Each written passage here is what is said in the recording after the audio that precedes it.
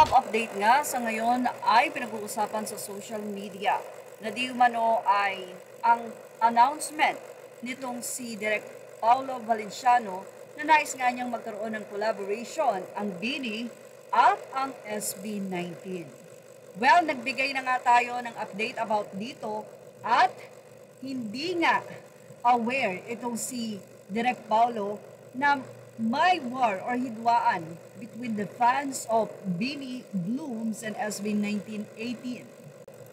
Para po sa kaalaman ng lahat, matapos ang ating update sa paghingi ng paumanhin ni Paulo Valenciano, ang direktor ng SO or ng Simula at Wakas ng SB 19, ay nagsorry ito sa 18 na kung saan ay hindi nga siya aware na mayroon palang issue between the fans of SB 1918 and Bloom ng BINI.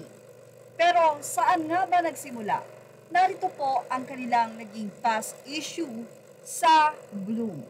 Mula sa kanilang naging komento sa ating latest update sa pagsasorry ni Direk Pau sa 18, say ng isang 18, hindi lang po kasi fun war yan. Sa management kasi ng BINI na ABS-CBN ang hindi po rumerespeto sa Kings of P-pop.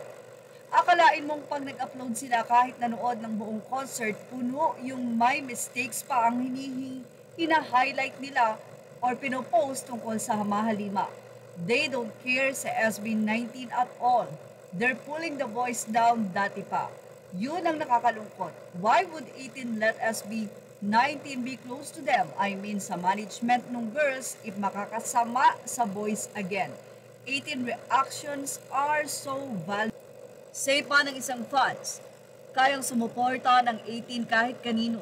Sinuport na sila ng 18 dati pero nung ginawa nila, kung ano-anong pambaba sa boys at 18 ang ginawa nila nang sumikat na. Sinasabihang laos na ang boys, matanda ang mga fans, bakla ang boys. Imbis na matuwa at maging masaya na lamang. Tulad na yan, nagsabi ang 18 kung bakit ayaw nila, anong sagot nila.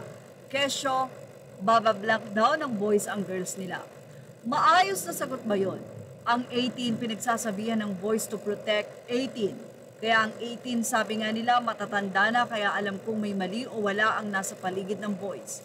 Dahil bandang huli sa boys na naman ang sisi at lait. Anyway, tila malalim nga ang nasabing issue na ito na hindi naman basta-basta fun war nga lang. Kundi pinoprotektahan nila ang SB19 sa maaaring mga salita o panglalait na babanggitin ng kabilang panig. Kaya naman para maiwasan ito, ay huwag na nga lang gawin daw ang collaboration.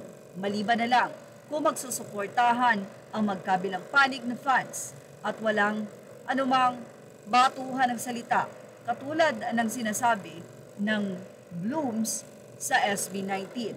Kaya naman ang 18 ang nasasaktan para sa kanilang mahal na lima. Well, ano masasay nyo about dito? Sabi nga ng iba, baka hindi pa ito yung tamang panahon. Ilagay lamang sa ating comment section ang inyong opinion. Thank you for watching. Please like, share, and subscribe. Images are all credit to the rightful owners.